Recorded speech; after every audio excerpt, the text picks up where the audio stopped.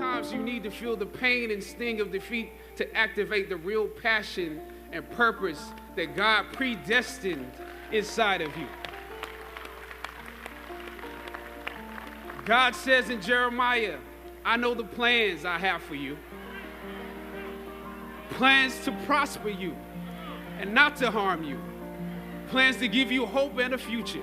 You would rather find purpose than a job or a career.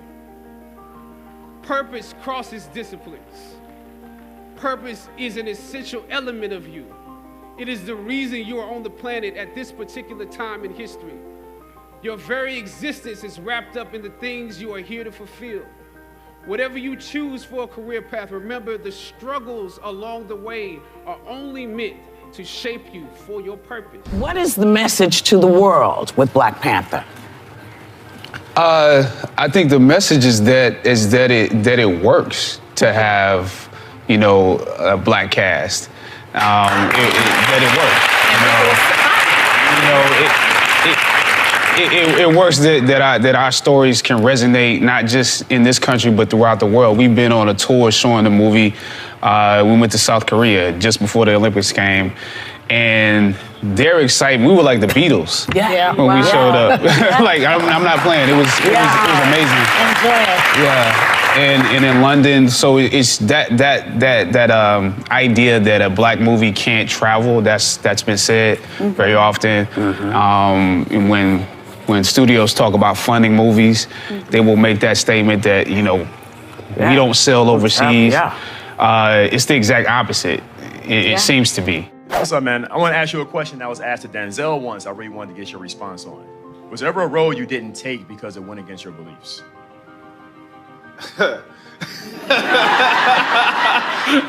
much time do you have? Are you asking a specific role? You want to know what the role was? Because this happens literally every day. Every day, every other day, there's something you get and you're like, man, I can't do that. Like,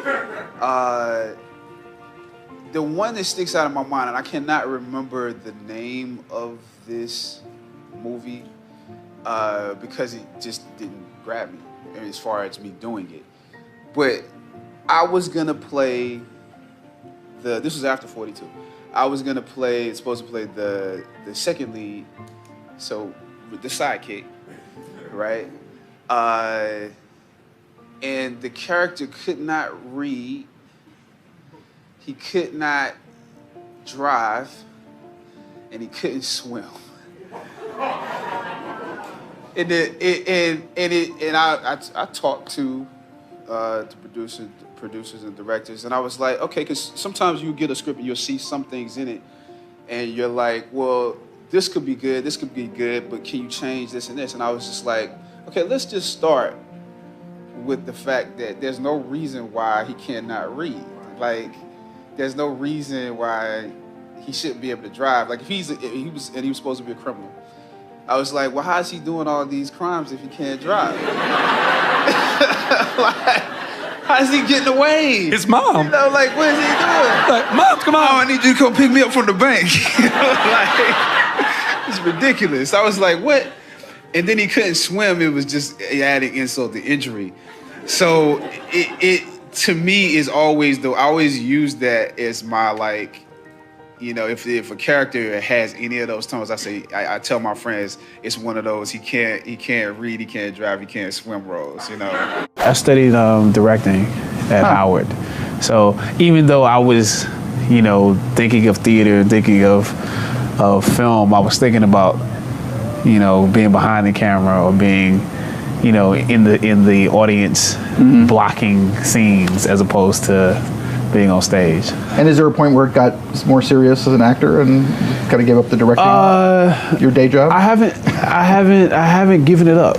I still haven't given it up. No, I think directing is in my future. You know, I've recently sold a pitch to Universal, so I'm writing something. You know, so it's not like I've given that up. It's just that, you know, I'm kind of on a ride right now, and I shouldn't get off of it. I got my friends together, essentially to perform something I had written. It's like my junior year in high school. you know, a close friend of my time at that time, helped me to sort of write this thing. It was fun. It was like, you know, I don't think we really knew what we were doing. I didn't know what it felt like, you know, to be a director or to be an actor. But we had fun telling the story, and the audience loved it. I felt like we had good music. You know, music probably helped to push the story along in a way that I probably wouldn't do now. But it was just a fun thing to do with your friends, and I think that was the experience that set me on this path. I do have to ask you about Harrison Ford. I mean, seriously, dude, you're working against Harrison Ford. What is that like? I mean, it's like getting up for the big game. That's what it is. You circle those scenes on the schedule and say, you know, this is the big game. This is Lakers Celtics. You know, this is Bulls Detroit. This is the Red Sox and Yankees. You know, that's what it is. So I just looked at it as you know, this is why you play the game. What do you learn from a man like him? He's been around for a while. Well, you learn from his experience. I mean, there's certain things that you can ask him that you don't learn when you go to acting school. You know, you don't learn those things in a classroom. You don't, and you're not gonna learn on other sets because he's played the lead before. That's what he's a leading man, and in this case, I'm playing the lead. It would be a foolish thing to not ask him, you know, certain things about how to do that. So I asked him small things at moments, and then at other moments I just watched him on set. I watched how his rapport with the crew. I watched, you know, the way that he understood how things moved around him. Little tricks of the trade, and you just pick them up.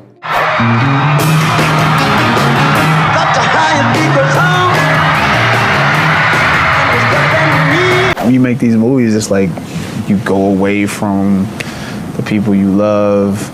You know, you can bring them to you on set, but you're spending months away from your loved ones and friends, and you're spending like most of the hours of your day concentrating on this, you know, for months in advance of shooting. And you're spending months promoting it after it's over. So you look at every film and you're like, oh, that's a whole year of my life, you know, in some form or fashion.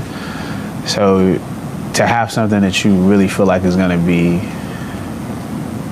interesting and cool and a challenge, like, there's nothing you want more than that. We're in a time right now where I love it and relish the fact that when I shot Black Panther, I'm shooting it with Michael B. Jordan. And we can coexist. But there's this thing of, if you're making movies and you're doing well, people start to say, oh, he's the next Denzel, or he's that. Right. Making your success be based upon the idea that there can only be one of you. And we as actors, we talk about this. We talk about how debilitating that is, how negative it is, how, you know, it's also frightening. You know what I'm saying, to a certain degree, because you feel like it divides and conquers. It makes us pit you against each other. Puts us against each other, yeah. Exactly. So I root for Idris Elba. I root for David and Michael, and I root for everybody, because I know if they do well, the truth is, it presents an opportunity for me. You know, there are two little kids, Ian and Taylor, who recently passed from cancer. And throughout our filming, I was communicating with them, knowing that they were both terminal. And what they said to me is, and their parents said, they're trying to hold on till this movie comes. And to a certain degree, you hear them say that and you're like, wow, that's like, I gotta get up and go to the gym. I gotta get up and go to work. You know, I gotta learn these lines. I gotta work on this accent.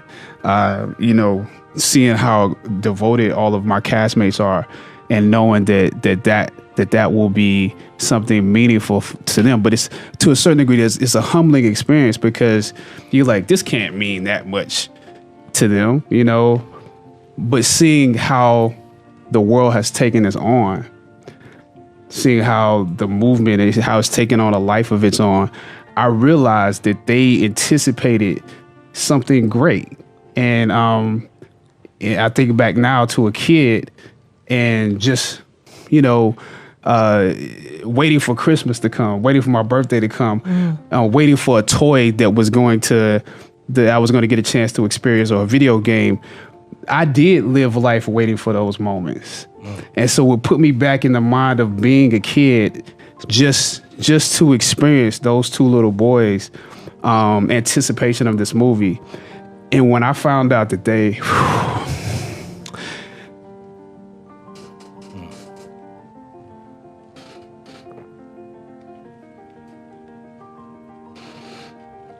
Take your time with it.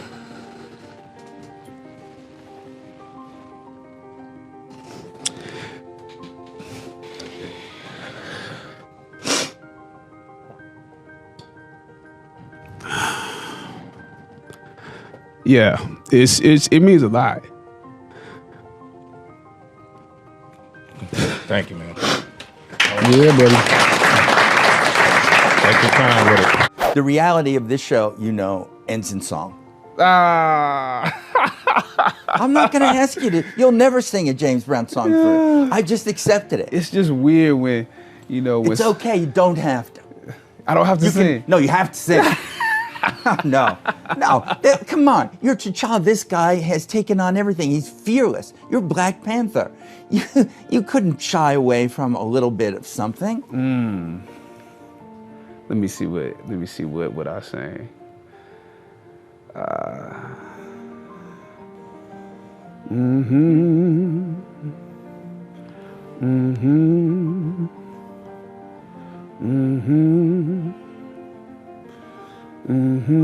Grandma's hands clapped in church on Sunday morning. Grandma's hands played the tambourine so well. Grandma's hands used to issue out a warning. She'd say, "Chad, don't you run so fast. You might fall on a piece of glass. Might be snakes there in that grass." Grandma's hands.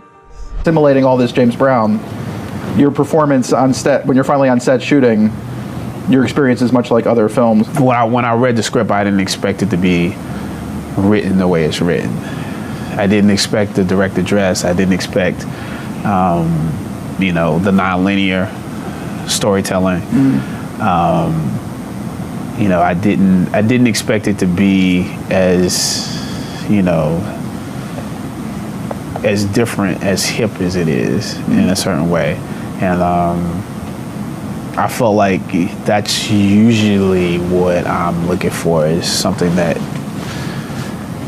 has something different to it.